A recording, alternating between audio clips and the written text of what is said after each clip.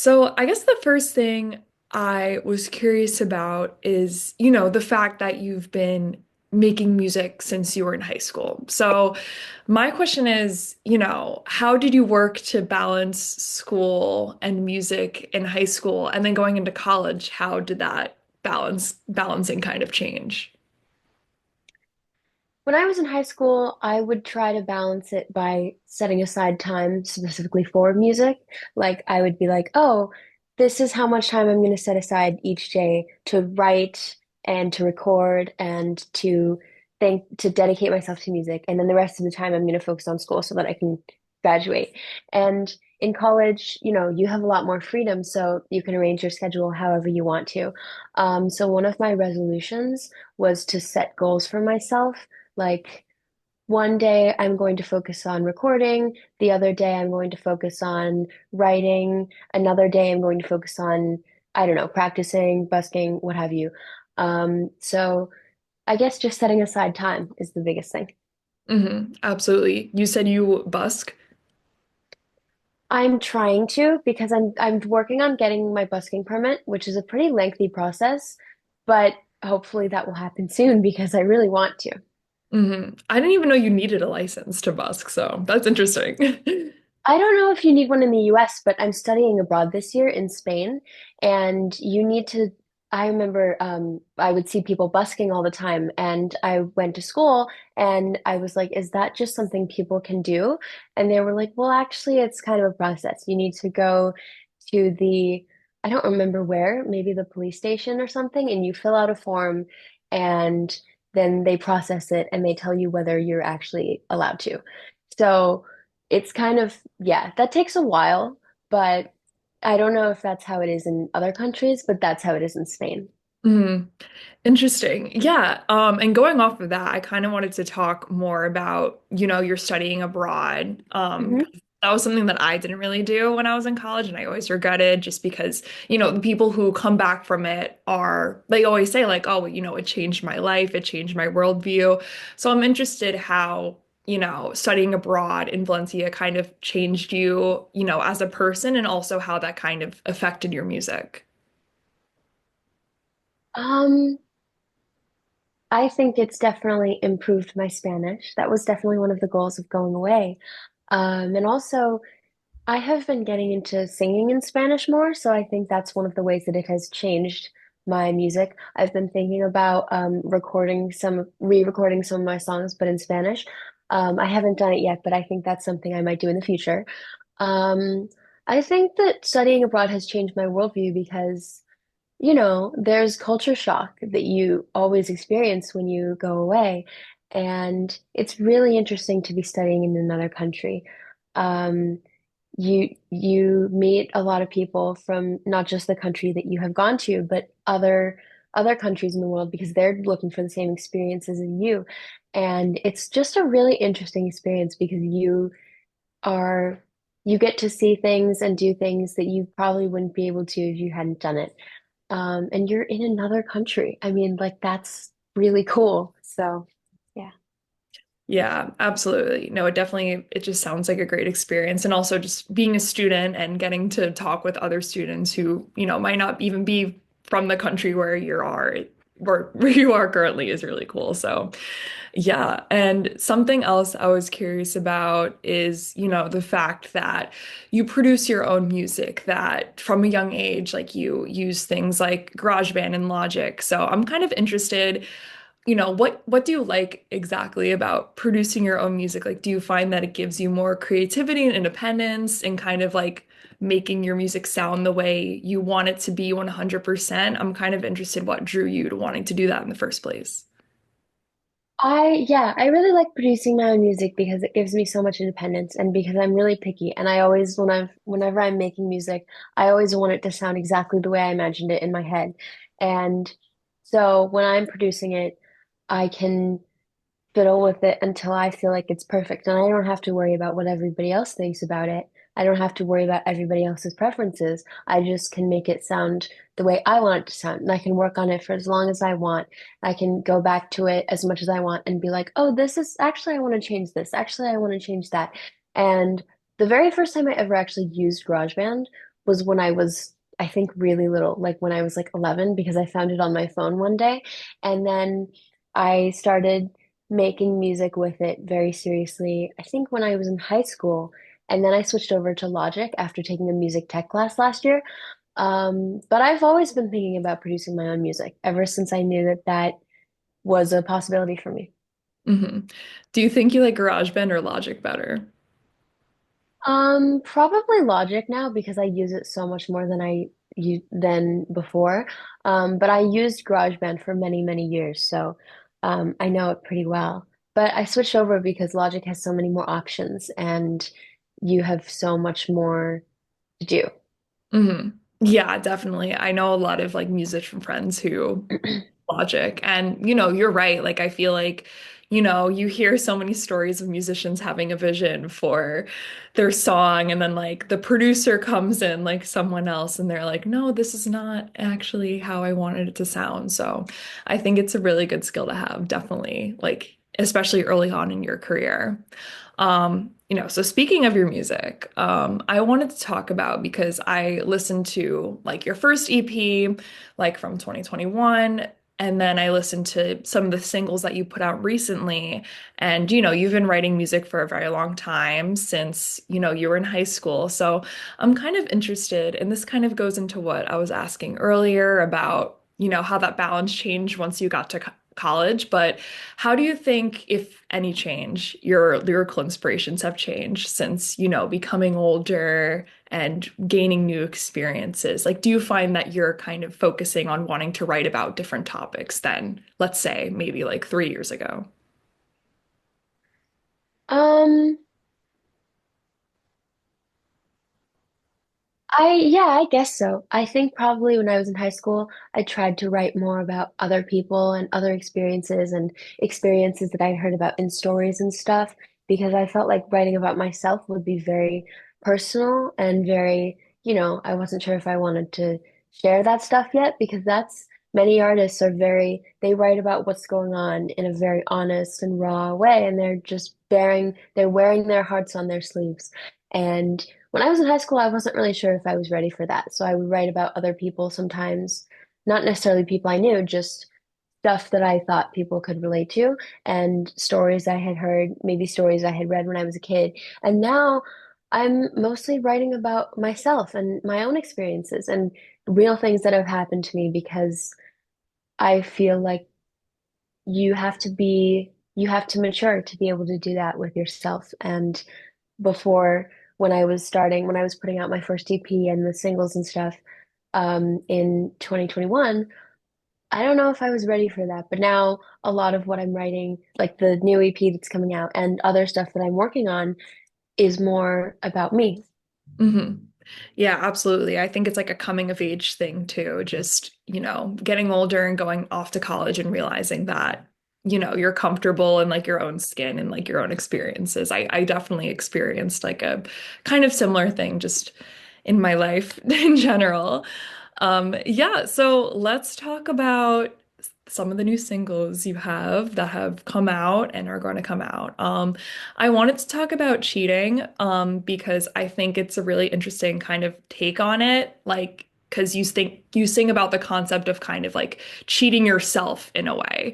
So Mhm. I'm kind of interested about the inspiration of that track and where that kind of came from, and like how specifically, you had the concept come to write about kind of cheating yourself in a way. The song is about when you're making a promise to yourself and you constantly break it. Like maybe there's a toxic person in your life that you keep telling yourself you don't want to hang out with anymore because that person's not very nice to you. But then they're like, "Hey, what's up? Let's hang out." And you're like, "Oh, oh, great. Here we go again." And you're doing it so much, hanging out with that person or giving into that vice or doing whatever it is that you don't want to do anymore so many times that you're like, oh, actually, it doesn't feel like I'm breaking a promise anymore. Like this is just, I'm just doing it. Um, and I was thinking about that. I was thinking about how people feel when they're telling themselves that they won't do something that they know isn't good for them, but they're doing it again because that's what we do. We're all human. I wrote that when I was in high school. I think when I was a sophomore or junior, that's when I started writing it. Because I was just thinking about how toxic things can be sometimes for our generation. Like we have, you know, sometimes you have to deal with a person that isn't that nice to you, or sometimes you're looking at the internet too much and you keep saying, "Oh, I'm not going to check how many followers people have because I know that that hurts me." But then you do it over and over because there's so much pressure for you to look at the follower count or hang out with that person or whatever. So I was just thinking about that because I feel like that's something that our generation thinks about a lot. And, we're growing up in a completely different world. And this song, if it had been written by maybe somebody older, they would be referencing something different. Maybe not the internet culture, but something else that they feel like they're cheating themselves with. Hmm. Yeah, absolutely. I agree. It's such like an interesting concept because, it doesn't have to be just about a toxic relationship. Like it could really be Mhm. about, the ways that we kind of cheat ourselves in vices like that. I feel like it's an interesting kind of dilemma that, Gen Z and now like younger kids who are getting on the internet have. So, yeah, I thought it was a really just cool concept for a song. Thank you. Um, yeah. So, and then I also wanted to talk about your other single, Sunday Morning. It was kind of like a slower track, but I liked the vibes of that as well. And like it's kind of focused on, maybe missing someone and all of the things that come with that. So I'm kind of curious what the inspiration for Sunday Morning was as well. Sunday morning, I also wrote when I was in high school. I think I was in 10th or 11th grade, or I might have written it during a summer vacation.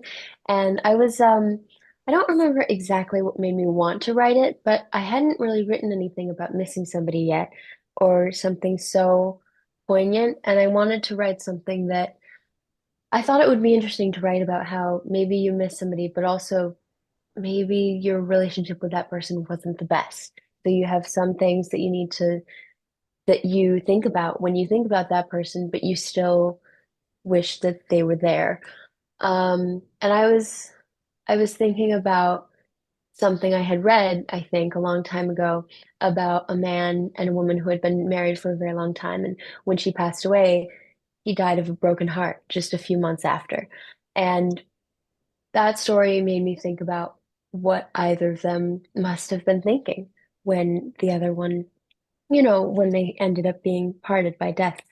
And that was, I just thought it would be a very interesting concept to write about because I hadn't really, mostly I had written about just things like forgiveness and love triangles, and I hadn't really written about grief or missing anybody. Um, but I thought it would be interesting to write about a relationship like that and to write about how sometimes you might miss somebody, but that doesn't mean that it was all sunshine and rainbows, and there were some parts of the relationship that maybe didn't go so well. Mhm. Yeah, absolutely. Grief and, missing people, it's such like a complicated feeling because, nostalgia kind of blinds you in a way. Hmm. Yeah, and I feel like that, dying of a broken heart phenomenon, it really is so common. Like you Yeah. hear stories about that all of the time and it's just wild to think about. So, yeah, I think it's interesting that, you kind of were inspired to do that when writing this song. Mhm. Um, yeah, and you have an EP coming out in just a couple of weeks. So what else can, we expect from the rest of the EP? I know you have like another song coming out soon. So what are you excited for people to hear on this EP the most? I am excited for people to hear the culmination of 3 or 4 years of, I don't even know when I started this, 3 or 4 years of work. And I'm excited for people to hear a compilation of songs that span my career because some of them were written a long time ago, like when I was in high school. And there's one that was written very recently. I'm not going to tell you what it is. I kind of want some of it to be a surprise, but I'm excited for people to hear this because this is I hope that a lot of the songs are relatable to people, and each of them tells its own story. And I just think that it's going to be, I'm really glad to launch this project. And I'm excited for people to hear what I've been working on since I was in high school. Hmm. Yeah, it's really interesting that, some of these songs are kind of older. I feel like it's going to be like a little mini collection, like a treasure chest of all of the things that you've been working on. So, it's really interesting. I'm excited. And kind of going off of that, once this kind of comes out, do you have any other ventures that you would want to take after that? I know that, you know, you've been inspired by like kind of the Spanish culture and like jazz and maybe like little bossa nova lately. So is that a kind of sound that you want to incorporate in your music going forward? Yeah, definitely. Um, yeah, I mean, you mentioned bossa nova. I've been in love with bossa nova since I was in high school, ever since I discovered it when I was thinking about learning Portuguese, because I think it's such a beautiful language.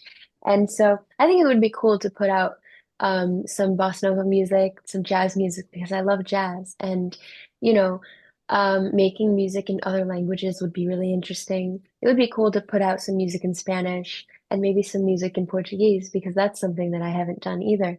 Um, that would be, I haven't written anything new yet in those languages, but that's, I think, something that I might pursue this year because it would be cool to make an album or an EP of foreign language music, be it original or otherwise. I think that would be a really cool project to start with. Yeah, absolutely. And have you done any kind of live performances in the past? Like, is something like a mini tour or like, doing concerts? We talked about busking earlier, but, have you had any plans to play any gigs at all? Um, Not in the near future, but I want to. I really want to get out there more and start playing more at like clubs and other venues around Valencia. And at school, I've been performing as well. I really enjoy the open mics and the other opportunities that we have at school. But if there is a mini tour underway, I will let you know because I really would like to get that going at some point. I think that would be a lot of fun. Yeah, even like a little mini East Coast kind of thing. I think that, that would be really fun. But, it's good that like you have Berkeley and like open mics and stuff. I remember when I was in college, like that was, the place where people went who maybe they had one or two songs that they wanted to perform and they didn't know where to book a gig or like didn't have anything, like any resources like that. So it's just great to have that as well. But yeah, well, thank you so much, Mia, for taking the time to talk to me. This was really fun, and I appreciate your time, and I'm really excited to see what you have coming next in your EP. Thank you very much. All right.